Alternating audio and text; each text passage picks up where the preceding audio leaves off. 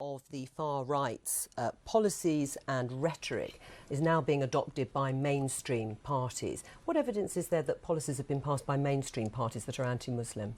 Well, just recently we had in Austria a European or a government minister there saying that he wanted to ban the niqab. And the reality is that the niqab is worn by maybe 350 women in Austria, and yet the headlines were right across the front pages, you know, right across Europe. There are other parties in Europe that are talking about closing down Islamic schools. And there's a big story at the moment that's brewing in Germany in one particular school where Muslim pupils have been praying, and the school is having a difficult time with these large congregations. I mean, Peter Whittle, Yvonne Ridley said in her film that the political rhetoric from some far-right parties and other politicians of recent months has fuelled hate. I mean, Nigel Farage said last year that Germany's open-door policy to 1 million migrants from war-torn Syria opened the door to ISIS and Muslim extremism. Do you think that's the sort of rhetoric that fuels the hate that Yvonne Ridley is talking about? Well, first of all, we're not far-right. No, and I said other politicians. I didn't say far-right. Far-right. Yeah. I think what Nigel said was absolutely right because it's been borne out by events. It's as simple as that. I think the difference is that he was talking about radical Islamists, he was talking about extremists who want to do us harm.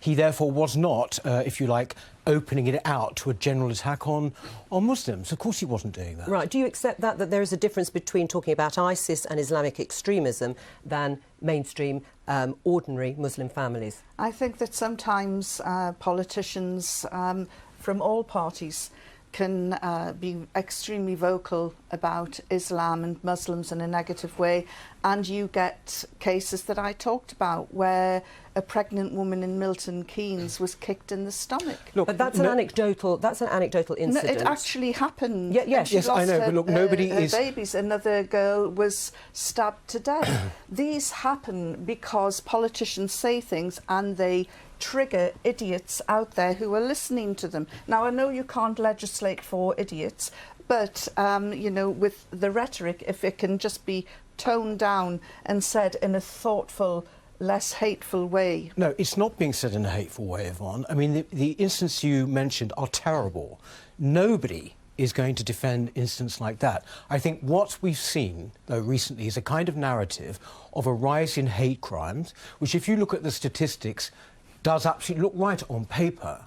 But the problem with that is that the way that they are reported is almost unique in the sense that no evidence is required, right? It relies totally on the perceived or the alleged victim and what they think happened, or indeed anybody else, which means that someone watching our programme now could actually report us this is a hate crime if they so thought it was. Are you denying there wasn't a spike in hate crime in the months just after the Brexit vote? I think that there was a narrative which people were determined, if you like, to make fit their theory, which was... Although the police claim those figures are borne out. No, they say it actually has come down since then, but the figures are borne out. If you look at the actual figures of hate crime, and that's all hate crime, right, the amount that actually amount to a prosecution is something like 35%. In other words, a fraction of the figures. The problem is, as soon as you report it, it immediately becomes a hate crime statistic and it's reported by the press. That is pretty much unique. You don't have any other crime with that situation. Looking back in hindsight, when Nigel Farage unveiled that vile poster of the Syrian refugees in their hundreds and thousands in a desperate state, and they weren't all refugees, Yvonne. Many of those people would have been economic migrants, and the fact is he was talking about Europe. But looking back in hindsight, do you not regret that now? Absolutely not. Because of the hate that single act fueled? I do not. I mean, the fact is that the whole narrative is that somehow Brexit unleashed this kind of hate. Some people probably would like everybody who voted Brexit to be made, culpable of a hate crime. This is utterly ridiculous. And I think as well that it does a real disservice to British people who are the least racist, I think, and the most tolerant people in the world. Let me just broaden the debate out to guests. Margaret Jones, one of the most recent studies looking at terrorist-related incidents has looked at data released by the National Police Chiefs Council that shows the number of far-right referrals in England and Wales has increased by 74%. Do you think the threat of far-right extremism has been underplayed and overlooked in recent years because of the focus on Islamic terrorism? Well, that might have been the case a few years ago, but the government have certainly caught up with the far-right threat and have taken steps to empower police to deal with it, and it is much needed. I mean, I represent a Black Country constituency, and almost every year we have our way of life totally abused by far-right people who come and march in the centre of Dudley. All the shops have to close, you know, people's well-being is threatened, and particularly our Muslim population feel under threat. So I think it's absolutely right that the government have cracked down on it, and it is necessary. I agree with Yvonne.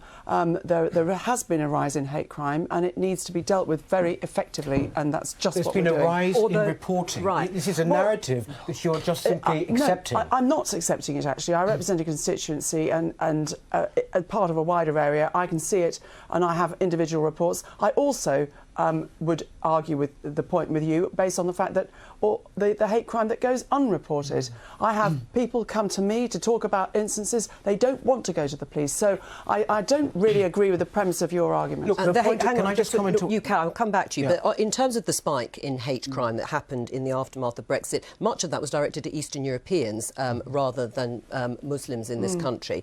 But looking at it broadly, do you accept that all politicians have a role to play in the language and the tone that they use? How much do you think the focus on Islamic terrorism and Islamic extremism, rightly or wrongly, has actually fed into a fear, if you like, of the Muslim community? It is absolutely every politician's responsibility. If you look at the history of prejudice in this country, it was once aimed at Jewish people, then it was Irish people, then it was black people, particularly after the war, and now it is the Muslim community which is receiving, you know, the threat and the prejudice in day-to-day political discourse. And I do not believe that senior people in UKIP are interested in a serious discussion about immigration. If they unveil a poster of Syrian refugees coming into Europe in terms of a discussion about the impact on wage levels of Eastern European people, what do you say to that? I think it is absolutely outrageous. First of all, one of the biggest rises in hate crimes has been anti-Semitism against Jewish people. That's happening in London hugely, right? There's been a general rise. But what I would say again is that people are reporting them, and the police have to take them absolutely at their word, right? So that basically when it comes to actually prosecution, it's much, much lower. But I will not have my party somehow being implicitly linked in this conversation with somehow the rise in hate crimes. This is absolutely outrageous. Right. Can I just put to you finally, Yvonne, that you've said that this has been fuelled by irrational fears over terrorism, and you said they were irrational, but you must accept that the attacks, some of the high-profile attacks, like Woolwich, like 7/7, have been driven by Islamist ideology.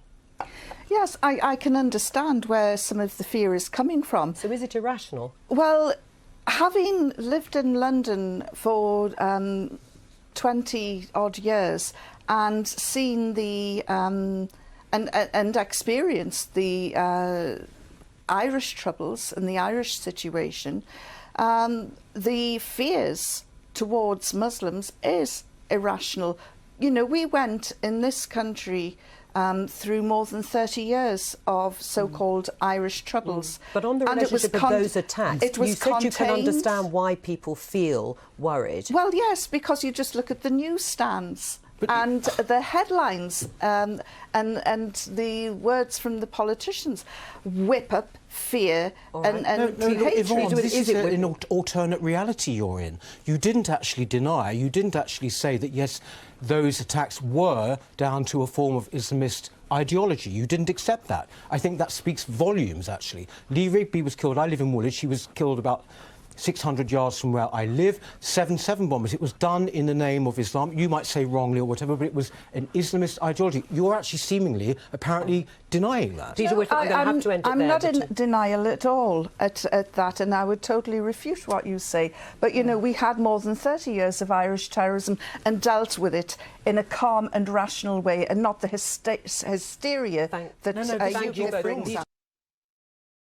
You didn't frankly have the balls to put country before party.